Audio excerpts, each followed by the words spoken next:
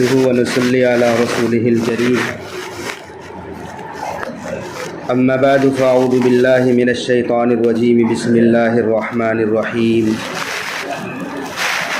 إنا أنزلناه في ليلة القدر وما أدراك ما ليلة القدر ليلة القدر خير من ألف شهر تنزل الملائكة والروح فيها بإذن ربهم من كل أمر سلام هي حتى مطلع الفجر وقال النبي صلى الله عليه وسلم من قام ليلة القدر إيمانا واحتسابا غفر له ما تقدم من ذنبه او كما قال علیہ الصلاۃ والسلام۔ حضرات، رمضان المبارک کا اخیر عشرہ چل رہا ہے۔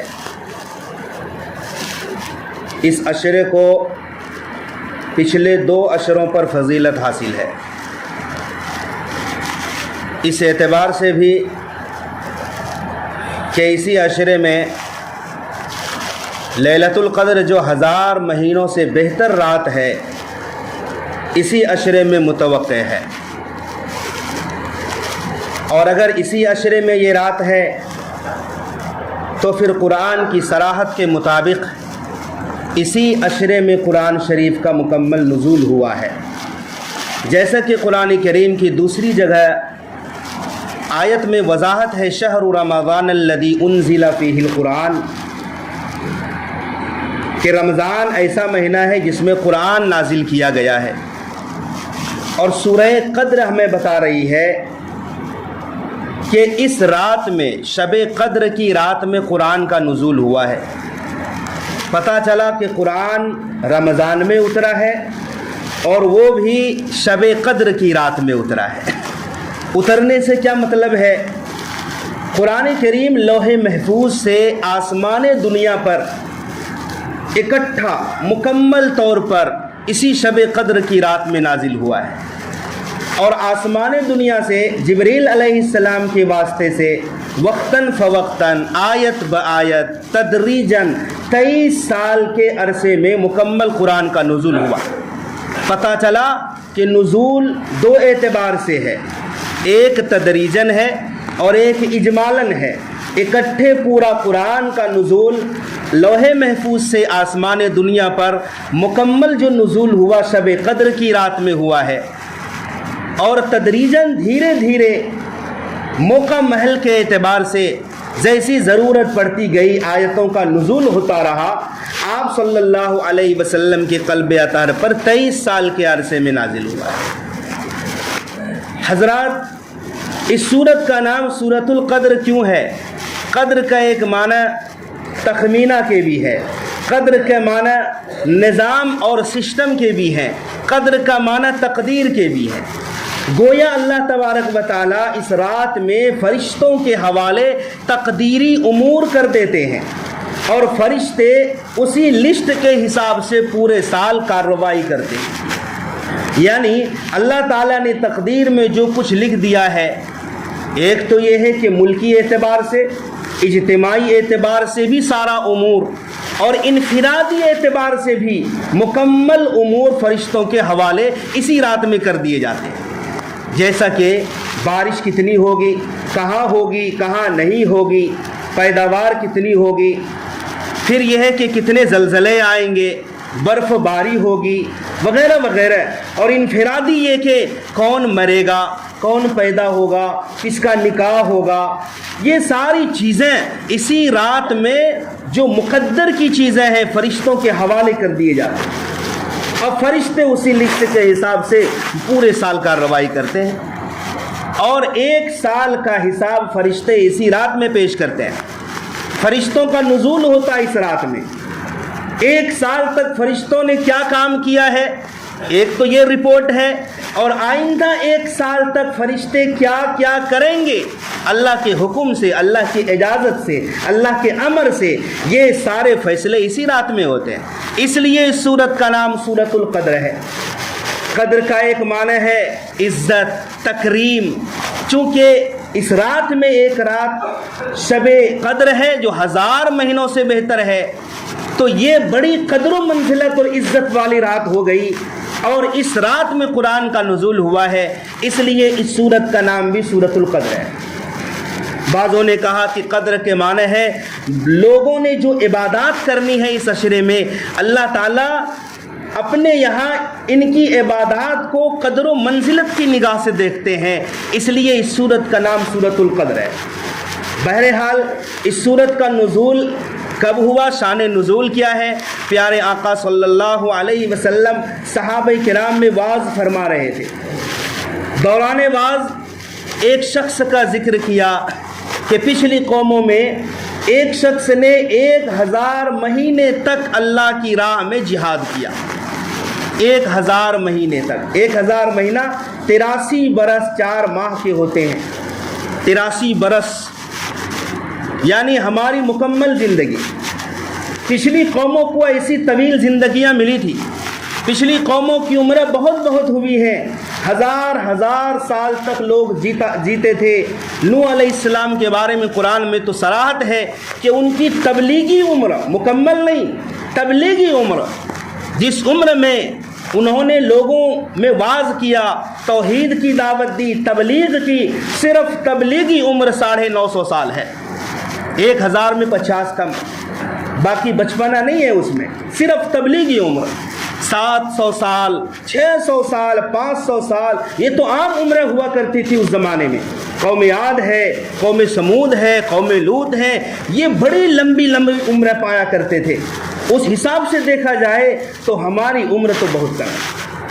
تو صحابہ کرام کے درمیان حضور اکرم صلی اللہ علیہ وسلم نے ایک شخص کا تذکرہ کیا کہ اس نے 1000 مہینے تک راہ خدا میں جہاد کیا، ہتھیار نہیں ڈالے، سرنڈر نہیں ہوئے، جہاد کی تیاریوں میں مشغول رہا اور رات میں قیام بھی کرتا رہا۔ یہ بہت بڑا مجاہدہ ہے، رات میں قیام کرنا، رب کی عبادت کرنا، اور صبح سویرے راہ خدا میں جا کر جہاد کرنا۔ تو صحابہ کرام نے جب اس شخص کا تذکرہ سنا، غمگین ہو گئے، افسردہ ہو گئے، اور کہا کہ یا رسول اللہ، پچھلی قوموں کی کتنی عمریں ہوئی ہیں، اور وہ لوگ تو بڑے مزے میں تھے، انہوں نے زیادہ عبادتیں بھی کی ہوں گی، اور رب تبارک و تعالیٰ کو راضی کرنے کے لیے بہت زیادہ کارہائے نمایاں انجام دیے ہوں گے، لیکن ہماری عمریں تو بہت تھوڑی ہیں، مقابلہ کرنا بھی چاہے تو نہیں کر سکتے۔ تو اللہ کے نبی صلی اللہ علیہ وسلم پیارے آقا کو غمگین دیکھ رہے تھے کہ جبرائیل علیہ السلام انا انزلناہ فی لیلۃ القدر والی صورت لے کر نازل ہو گئے۔ کہا آپ اپنے متوالوں کو، جانثاروں کو خوشخبری سنا دیجئے، غمگین ہونے کی قطعی ضرورت نہیں ہے۔ اگر آپ کے یہ جانثاران ایک رات عبادت کر لیں جو لیلۃ القدر ہے، ایک رات کسی خوش نصیب کو یہ رات میسر ہو جائے تو 1000 مہینے کی عبادت سے بہتر ہے، برابر نہیں۔ انا انزلناہ فی لیلۃ القدر، بے شک ہم نے قرآن کو لیلۃ القدر میں نازل کیا۔ وما ادراک ما لیلۃ القدر، اور آپ کو کیا خبر کہ لیلۃ القدر کیا چیز ہے؟ لیلۃ القدر خیر من الف شہر، شب قدر 1000 مہینوں سے بہتر ہے۔ یہ نہیں کہا کہ 1000 مہینوں کے برابر ہے، نہیں، 1000 مہینوں سے بہت بہتر ہے، خیر کا لفظ آیا، یعنی اس کا کوئی حساب نہیں کہ کتنا زیادہ بہتر ہے۔ تو لیلۃ القدر 1000 مہینوں سے بہتر ہے۔ اس رات میں جو بندہ رب کی رضا کے لیے، ثواب کی امید پر کھڑا ہو، یعنی رب کی عبادت کرے، قیام کرے، اللہ تعالیٰ پچھلے گناہوں کو معاف کر دیتے ہیں۔ من قام لیلۃ القدر ایمانا و احتسابا غفر له ما تقدم من ذنبه، پچھلے گناہوں کو اللہ معاف کر دیتے ہیں۔ یہ رات حق تو یہ تھا کہ ہم 360 دن یا 65 دن تک اس رات کی تلاش میں سرگرداں پھرتے، راتوں میں جاگتے، یہ حق تھا اس رات کا۔ لیکن ہمارے رسول صلی اللہ علیہ وسلم مشفق ہیں، اپنی امت پر شفقت کی ہے ہمارے آقا نے، اور فرمایا پوری رات پورے سارا سال تلاش کرنے کی ضرورت نہیں، رمضان میں تلاش کر لیا کرو، یہ رات رمضان المبارک میں آتی ہے۔ اب بندہ سوچتا ہے پورا مہینہ جاگنا تو بڑا مشکل کام ہے، پھر کرم کیا، رحم کیا، فرمایا ٹھیک ہے پورا مہینہ مت جاگو، رمضان کی آخری عشرے میں 10 راتیں ہی جاگ کر اس رات کو تلاش کر لو۔ اب ایک انسان سوچتا ہے 10 راتیں جاگنا بھی بڑی مشکل ہے، پھر رحم کیا، ٹھیک ہے 10 راتیں مت جاگو، اتنا تو کر لو آخری عشرے کی طاق راتوں میں جاگ لو، 21، 23، 25، 27 اور 29 کی رات میں شب قدر کو اخیر عشرہ کے، رمضان کی اخیر عشرہ کی طاق راتوں میں تلاش کیا کرو۔ میرے بھائیو دوستو بزرگوں، اس میں حکمت بھی ہے، اس رات کا تعین نہیں ہو سکا۔ حدیث میں ہے کہ ہمارے آقا صلی اللہ علیہ وسلم لوگوں کو بتانے کے لیے کہ شب قدر کس رات میں آتی ہے نکلے تھے اپنے گھر سے، دیکھا کہ 2 شخصوں میں جھگڑا ہو رہا ہے، تو اللہ تعالیٰ نے پیارے آقا صلی اللہ علیہ وسلم کے قلب اطہر سے شب قدر کی تعین بھلا دی، اللہ کے نبی کے دل سے اس بات کو بلا دیا کہ شب قدر کس رات میں آتی ہے۔ تو ہمارے آقا نے فرمایا میں تو نکلا تھا کہ شب قدر کے بارے میں تمہیں بتاؤں کہ کون سی رات ہوتی ہے، لیکن فلاں اور فلاں میں جھگڑا ہو رہا تھا، اس لیے اس کی نحوست سے یہ تعین اٹھا لی گئی۔ میرے دوستو بزرگوں، یہ بھی ہمارے لیے ایک نعمت ہے کہ شب قدر کی تعین اٹھا لی گئی، ورنہ لوگ ایک ہی رات پر بھروسہ کر بیٹھتے اور خدا نہ خواستہ کسی کے ہاتھ سے وہ رات نکل جاتی تو پھر سارا سال اس کی فکر میں رہتے اور پچھتاتے رہتے۔ یہ تو اللہ کا کرم ہے، اس رات کو چھپا کر رکھا ہے، کوئی تعین نہیں بتائی، 21 کو بھی ہو سکتی ہے اور 23 کو بھی ہو سکتی ہے، 25 کو بھی ہو سکتی ہے اور 27ویں رات میں بھی ہو سکتی ہے اور 29 رات میں بھی اور رمضان کی آخری رات میں بھی ہو سکتی ہے۔ تو میرے بھائی دوستو بزرگوں، اس رات کو چھپانے کا میں ایک مصلحت یہ بھی ہے کہ جس طرح اس رات میں عبادت کرنا 1000 مہینوں سے زیادہ بہتر ہے، تو اگر کوئی بدنصیب اس رات میں گناہ کا کام کر لیتا، اس سے معصیت ہو جاتی، تو بتاؤ 1000 درجہ ٹمپریچر گناہوں کا 1000 درجہ میٹر لکھا جاتا نا۔ تو اللہ تعالیٰ نے بھلا دیا تاکہ جان بوجھ کر اس عظیم رات میں کوئی گناہ کا کام نہ کرے۔ انجانے میں گناہ ہونا یہ چھوٹا گناہ سمجھا جاتا ہے، اور جان بوجھ کر بڑی رات ہے، سعادت والی رات ہے، اس میں گناہ کرنا، اس گناہ کی نحوست بڑھ جاتی ہے۔ بہرحال اس رات میں عبادت کم و بیش ہر مسلمان کر ہی لیتے ہیں۔ ادنا درجہ کیا ہے؟ اس رات کو پانے کا ادنا درجہ، اعلیٰ درجہ تو یہ ہے کہ پوری رات عبادت کرے، قیام اللیل کرے، تلاوت کرے، ذکر کرے، دعائیں مانگے، نوافل پڑھے، تہجد پڑھے۔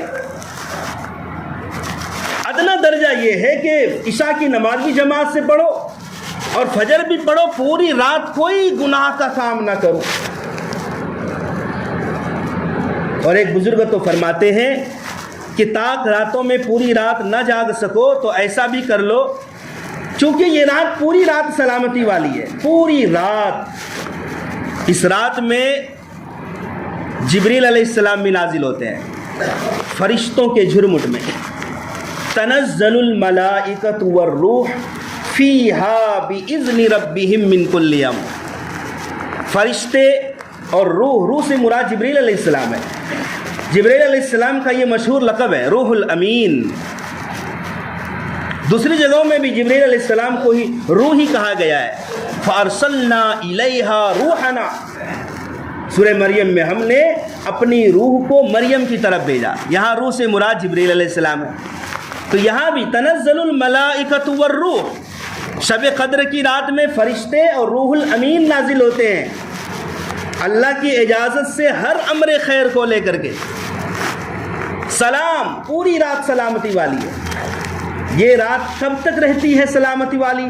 ہی حتی مطلع الفجر، طلوع صبح صادق تک، سحری کا وقت جب ختم ہوتا ہے وہاں تک یہ رات شب قدر اپنی تمام فضیلتوں کے ساتھ رہتی ہے۔ تو ایک بزرگ فرماتے ہیں کہ جس رات شب قدر میں کو تلاش کرو، سحری کو 1 گھنٹہ پہلے کر لو، کچھ تہجد کی نمازیں پڑھ لو اور کچھ دعائیں کر لو۔ اگر ایک عشرہ 8 سے 10 دن سحری کو کچھ پہلے کر لو، یا سحری کا جو الارم ہے اس سے 1 گھنٹہ پہلے لگا لو، تو کوئی بڑی بات نہیں ہے، اور ہمیں شب قدر کی فضیلت ایک درجے میں حاصل ہو سکتی ہے۔ بہرحال یہ اخیر عشرہ اللہ تبارک و تعالیٰ سے زیادہ لینے کا عشرہ ہے۔ اس عشرے میں انسان صدقہ خیرات بھی کرے۔ رمضان المبارک کے اینڈ میں جب روزے مکمل ہو جاتے ہیں، ایک صدقہ ہر مسلمان مرد و عورت پر واجب ہے، جسے صدقۃ الفطر کہا جاتا ہے۔ یہ ہوتا ہے رمضان کے اخیر میں، جس دن عید کا دن ہوتا ہے، صبح صادق کے بعد ہر مسلمان مرد و عورت پر جو صاحب نصاب ہو صدقۃ الفطر واجب ہو جاتا ہے، اس سے پہلے واجب نہیں ہوتا۔ اسی لیے اس کا نام صدقۃ الفطر بھی ہے۔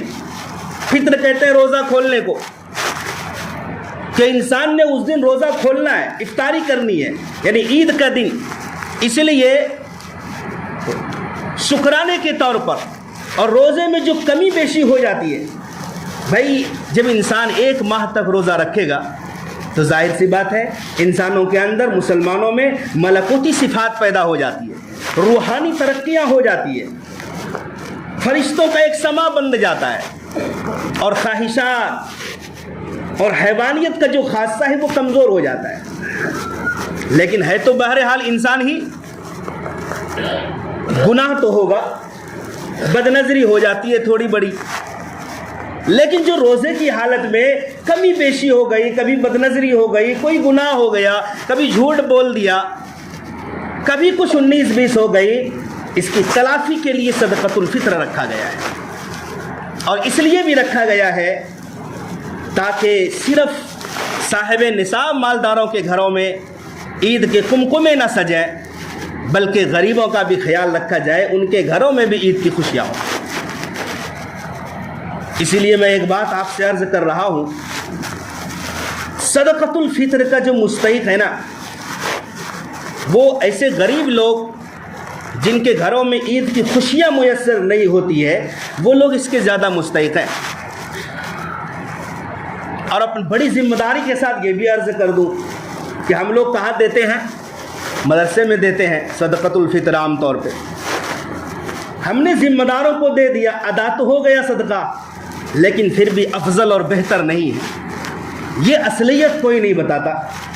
اصلیت یہ ہے کہ مدرسے میں دینے پر ادا ہو جاتا ہے، لیکن زیادہ بہتر یہ نہیں ہے، کیونکہ مدرسے میں ایسے وقت میں ہم صدقۃ الفطر دیتے ہیں جہاں مدرسے میں عام طور پر رمضان کی چھٹیاں ہوتی ہے، اور عید کی خوشی کے لیے صدقۃ الفطر ادا کیا جاتا ہے، تو مدارس کے اندر وہ بچے عید کے بعد آتے ہیں، اور ان بچوں تک عید کے بعد صدقہ پہنچتا ہے، تو جو مقصد تھا وہ مقصد فوت ہو گیا نا۔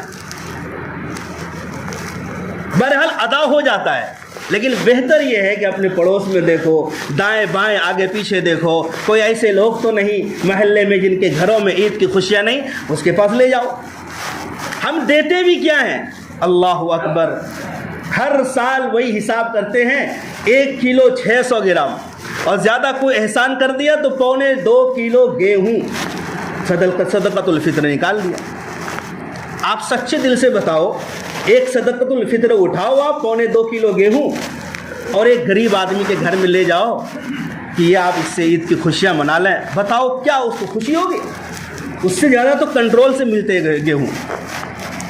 صحابہ کرام کے دور میں اس کا فلسفہ کیا تھا؟ صحابہ کرام کے دور میں حجاز مقدس میں، مکے مدینے میں گیہوں کی پیداوار نہیں تھی۔ یمن اور شام سے گیہوں کا ایکسپورٹ ہوا کرتا تھا۔ گیہوں قیمتی چیز ہوا کرتی تھی، جو سستا تھا، گیہوں مہنگا تھا، لوگ گیہوں کی روٹیاں نہیں کھا پاتے تھے مہنگائی کی وجہ سے، ہر گھر میں جو کی روٹیاں بنتی تھی۔ اسی لیے آقا نے فرمایا تھا صدقۃ الفطر آدھا سا، اور جو اگر نکالو تو پورا 1 سا۔ جو، کشمش، کھجور، یہ صحابہ کی زندگیوں میں یہ تینوں چیزیں تھیں۔ جو، کشمش، کھجور، مکمل 1 سا نکالو، یعنی تقریباً 3.25 کلو، اور گیہوں نکالنا ہو تو آدھا سا 3.25 کلو کا آدھا کر دو. کیوں؟ اس لیے کہ گیہوں بہت زیادہ مہنگا تھا، جو سستا تھا، کھجوریں سستی تھی، کشمش سستی تھی، اسی لیے صحابہ کرام کو ایسا حکم دیا گیا تھا. اور صحابہ بڑے لگن کے ساتھ صدقۃ الفطر نکالتے تھے. میرے بھائیوں، کچھ احساس بھی ہونا چاہیے کہ ہم سے صدقۃ الفطر نکالا جا رہا ہے. اب کسی کے گھر میں 10 پریوار ہیں اور ایک کھاتا پیتا گھرانہ ہے، تو انہوں نے سوچا کہ 60 روپے صدقۃ الفطر ہے تو 600 روپیہ ہوا. ایک مکمل 10 فیملی کی طرف سے 600 روپیہ صدقۃ الفطر نکالا جا رہا ہے. میرے بھائی، ہمیں احساس بھی ہونا چاہیے کہ ہمارے مال میں سے کچھ کم ہو رہا ہے، کچھ لگ رہا ہے صدقہ.